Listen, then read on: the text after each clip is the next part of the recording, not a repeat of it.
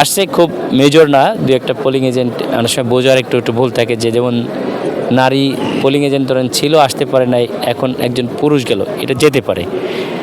তবে হঠাৎ করে অনেকে মনে করছে না, নারী দেখে হয়তো নারী ছাড়া কেউ যাইতে পারবেন, এটা হয়তো অজ্ঞতা থেকে হইতে পারে, সেটা পরবর্তীতে সমাধান হয়েছে। ভাই আমার শেষ প্রশ্ন, কোশ্চেন করে আপনি যেভাবে দেখছেন আমিও একইভাবে দেখছি, আর জনগণ কিভাবে নেবে সেটা তো জনগণই তাদের ব্যালটের মাধ্যমে প্রত্যাশা করবে। সুতরাং আমরা জনগণের সঙ্গে মিলেমিশে থাকতে চাই, জনগণের সরকার গঠন করতে চাই।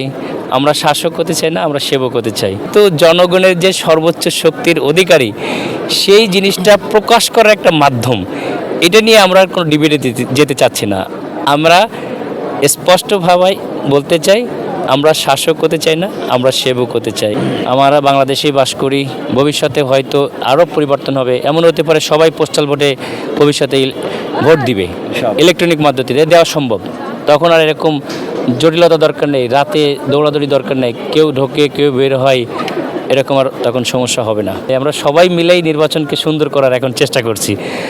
এরপরে তো সেটা বলবে যখন ফলাফলের পরে, জনগণের রায়কেই সর্বোচ্চ রায় হিসাবে আমরা বিবেচনায় রাখবো।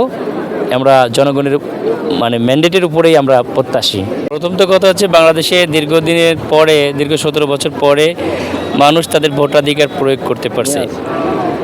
মানুষ, জনগণই রাষ্ট্রের সকল সর্বোচ্চ ক্ষমতার অধিকার, এবং এই ক্ষমতাটা প্রয়োগের মাধ্যমটা হচ্ছে নির্বাচন। বাংলাদেশের ইতিহাসে নতুন আঙ্গিকে এই নির্বাচন হচ্ছে, একটি সুন্দর পরিবেশ আছে, বিকাল পর্যন্ত এই সুন্দর পরিবেশ বজায় থাকুক। একটা নির্বাচনে অবশ্যই যখন নির্বাচন জয় পরাজয় থাকবে, যারাই জয়ী হয় তারাই রাষ্ট্র গঠন করবে, আর যারা বিজয়ী হবে না তারাও রাষ্ট্রের একটা অংশ।